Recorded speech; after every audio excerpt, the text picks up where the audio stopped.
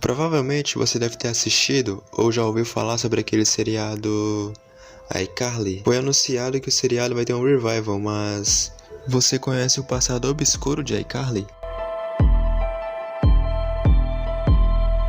Quando a gente era criança, existiram muitos seriados, ou como é chamado na gringa, sitcom. Sit de situation e com de comedy, traduzindo comédia situacional, como Drake e Josh, Kenan e Kel e o próprio iCarly. E essas que eu acredito serem as sitcoms mais famosas têm algo em comum, que é o idioma, claro.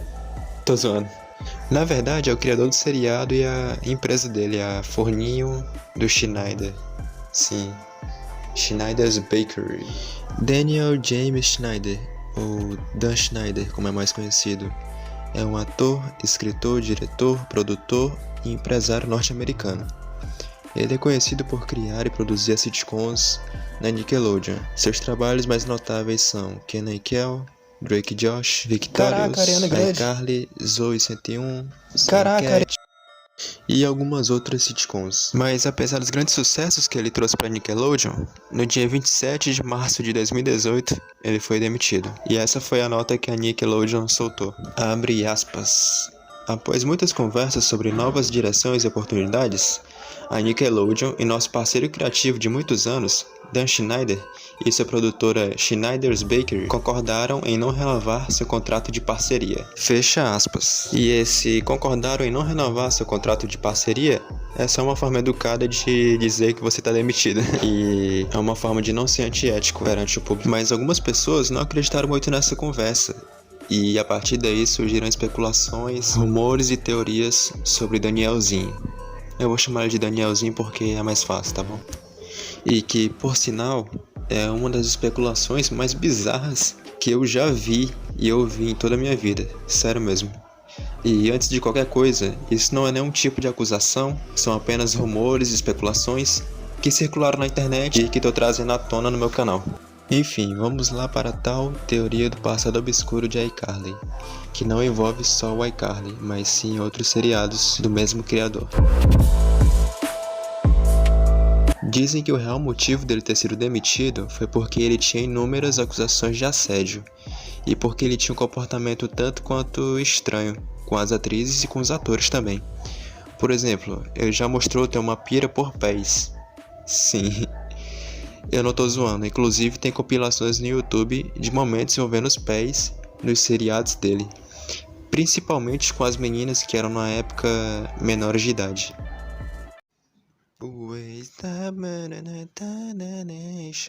Direitos autorais, direitos autorais, direitos autorais,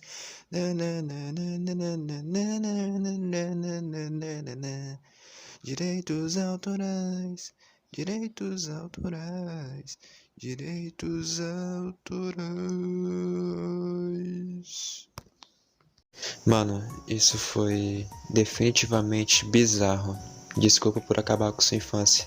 E inclusive eu achei essa foto bizarra no Google, que não é tão difícil de achar. Mas tá aí a foto com uma atriz no colo dele, ele com essa mão aí nesse lugar e com essa cara de maníaco. Essa foto me dá medo, sério mesmo.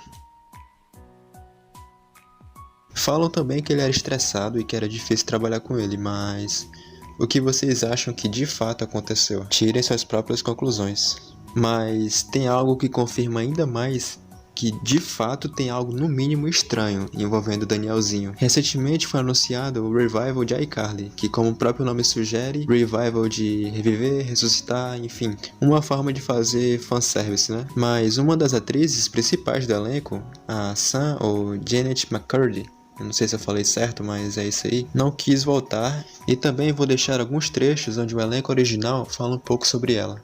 Então galera, eu já vou me despedindo por aqui, eu só queria dizer que na verdade os trechos têm aproximadamente 9 minutos, mas eu não posso cortar porque vai acabar perdendo o contexto. E então é isso galera, deixem um like, se inscrevam no canal pra me ajudar. Eu tô começando agora no YouTube, então me dá uma chance aí, se inscreve no canal mais uma vez. E eu acho que é isso galera.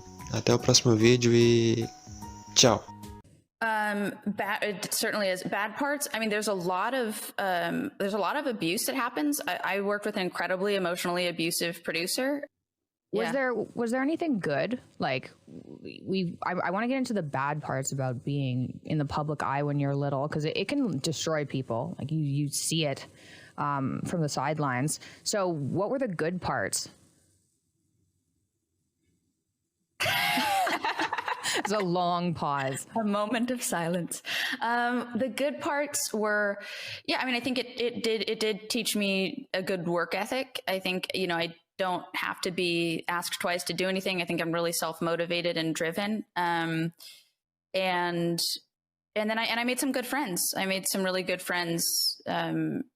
And also, you know what? I think there's more. I think it's like what I'm doing now, writing and directing is adjacent, and I don't know what I would have done otherwise. So who's to say? But I do think that it's helpful to have, I already kind of have a somewhat of a running start on this career, because I know the industry kind of works somewhat like this, although it's very different as an actor. Because as an actor, everybody kind of babies you and treats you like, oh, they can't know anything because they're sensitive, and like nobody tells you anything. So it's sort of like it's definitely a more narrow point of view, I think, to be an actor in the entertainment industry, but it's also adjacent. I think it was helpful in terms of like switching to the career that I wanted to switch to. Yeah, so that's fair. What about the bad parts? That sounds easier. It certainly is. Bad parts. I mean, there's a lot of abuse that happens. I worked with an incredibly emotionally abusive producer. Even talking about it now, my face gets hot thinking of it, just because, he'd say things like, you would work at Yogurtland if you didn't work for me. And he would just scream. How old were you? I was, when I started the show, I was 13. Does Yogurtland even hire people when they're 13? Is that even a reasonable thing to say? The real questions. Thank you. Exactly. It's like, he was like a comically, like the bad teacher or whatever you would expect in like an over the top broad family comedy. That's what he seemed like, very villainous and almost like mustache twirly in his kind of personality. So there's just like, and there's abuse, which is a very on the nose bad. And then there's also, I think it leads to a sense of entitlement, where it's like, if you have so much at a young age, you think that that's reality. Like my reality when I was 13 was that everybody cared what I had to say. My reality when I was 13 was that like people were interested in me just because I was on TV, not because I had interesting things to say, not because I was saying anything of merit or value. And I think it leads, or for me, I should say, it definitely led to this idea of like, well, things will just keep working out. It's like you don't have to try as hard and formulate your own opinions and your own point of view as much, because you just think, well, if I post this picture and it gets 500,000 likes, I must be great. It's like, let's tone it down. You're not that great, sweetheart. Let's get garner some interesting things to say. But I mean, that's got to be difficult to understand if you have a whole bunch of people watching you or recognizing you. I mean, when you went out on the street, you got approached, right? I mean, it got to a level that was so intense. It would just, there's paparazzi and like clusters of people anywhere that's like a public, a restaurant, like can't eat without people constantly there. It for me, it was really frustrating. I think for some people they can kind of, I don't think anybody's made for fame. Like, I don't think that there's anybody who's made to thrive in it, but I think there are some people that are more able to tolerate it. And are just like better equipped with their emotional and mental tools to handle it. And I don't think I was. And it just made me feel like I was going to explode all the time. I was so anxious. Yeah. Well, having an anxiety disorder and then being approached all the time and being recognized everywhere sounds anxiety provoking. Right. Not a recipe for success.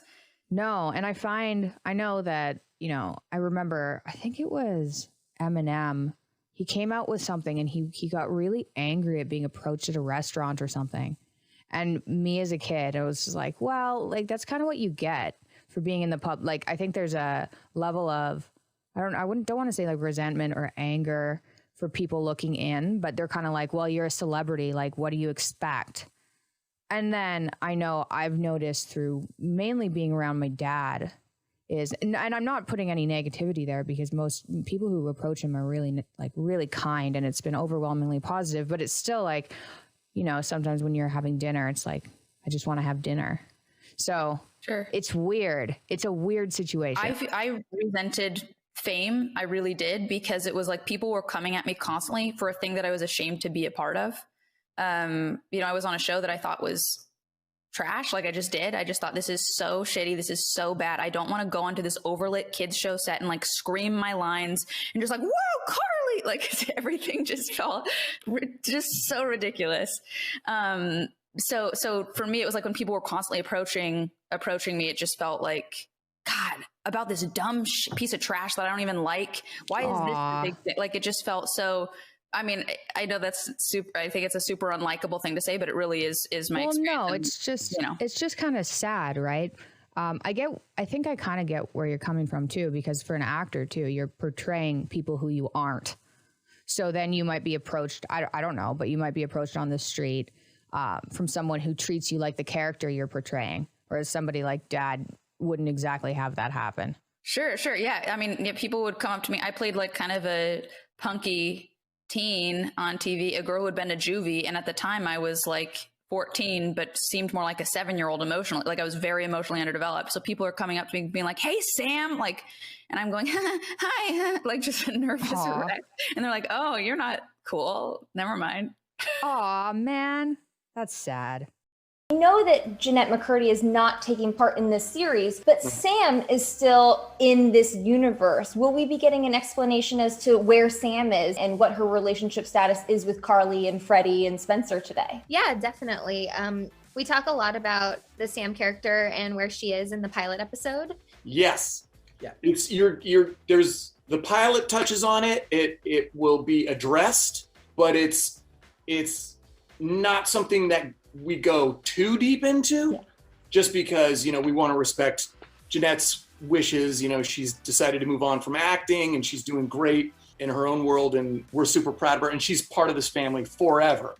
And but that also gives us space to sort of get new characters in and have new unexpected storylines and voices, and but yeah, it will be addressed. The character Carly very much still loves Sam and always will. And we all really wanted Jeanette to be a part of the show in real life, but she's just doing other things, and we're really happy for her. But yeah, we're definitely going to touch on that in the show. Is the elevator door still open that if Jeanette wanted to come back as Sam for an episode, could that happen? Anytime. I mean, that elevator door is always open. Yeah. It never closed. But again, we want to be respectful of her and the decisions that we made. So obviously, you know, no pressure, of course, but whatever she wants to do. We love her. That's all she needs to know. iCarly is experiencing technical difficulties.